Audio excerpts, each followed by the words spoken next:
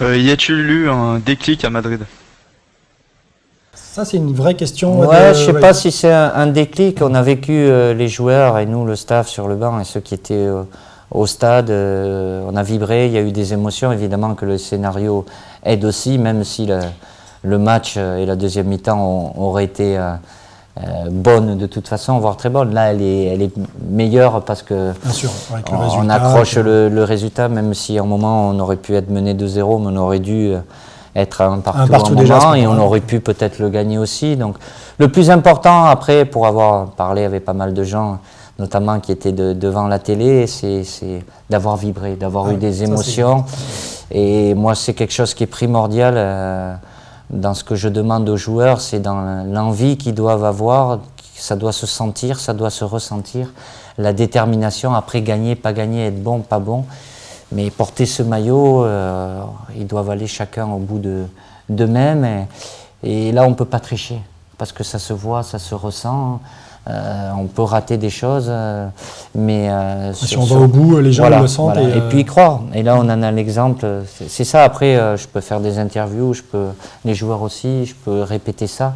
Après, quand ils se rendent compte sur le terrain d'y croire jusqu'au bout, parce que là, si on n'y croit pas, on est à la 92e minute et 50 secondes. C'est l'Espagne, ils mènent 1-0. Et il y a un corner offensif pour l'Espagne. Et se dire que 40 secondes après, on va égaliser, c'est quelque chose qui n'est pas dans le domaine du concevable, mais ça peut arriver.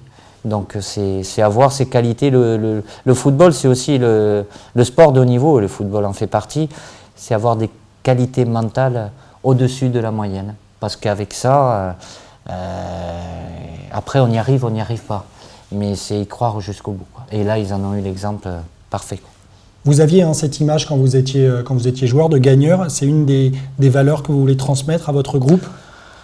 Être au niveau et être international français, voilà, c'est être compétiteur. Et être compétiteur, c'est tout faire pour gagner.